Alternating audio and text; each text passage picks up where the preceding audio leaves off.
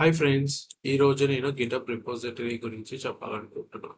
So ఇది వచ్చేసి మీరు చూసుకున్న స్క్రీన్ వచ్చేసి రిపోజిటరీ యొక్క screen. Okay, create a new repository screen. Okay, ఇక్కడ నేను జావా అనే రిపోజిటరీ నేమ్ ఇచ్చాను. ఇక్కడ డిస్క్రిప్షన్ లో జావా గురించి రాయబోతున్నాను. జావా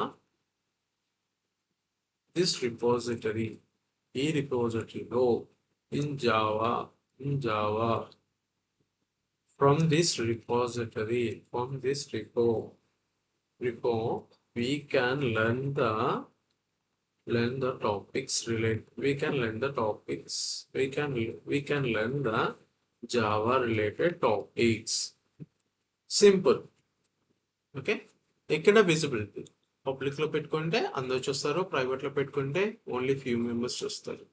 ఓకే, నెక్స్ట్ రీడ్ మీ ఫైల్. ఈ ఫైల్ ఎనబుల్ చేసుకుంటే, for example read me file అంటే ఏంటి? రీడ్ మీ ఫైల్ అంటే మనం చేస్తున్న యొక్క రిపోజిటరీ, మనం ఈ రిపోజిటరీలో జావా అనే రిపోజిటరీలో మనం ఏమేమి వర్క్ అనేది చేస్తామో ఆ వర్క్ మొత్తాన్ని కూడా మనకి ఒక డాక్యుమెంటేషన్ రూపంలో పెట్టుకోవడానికి ఇది ఎనబుల్ చేసుకోవాలి. ఇన్ కేస్ మనకు అవసరం లేదంటే ఆఫ్లో పెట్టుకోవచ్చు. వన్స్ ఇవన్నీ మనం ఇక్కడ మెన్షన్ చేశాక then we can click on the create repository. Once మనం క్రియేట్ రిపోజిటరీ మీద క్లిక్ చేశాక మన రిపోజిటరీ అనేది క్రియేట్ అయింది. దేని మీద? జావా అనే నేమ్ మీద. సో ఈ విధంగా మనం రిపోజిటరీ అనేది క్రియేట్ చేసుకోవచ్చు ఫ్రెండ్స్.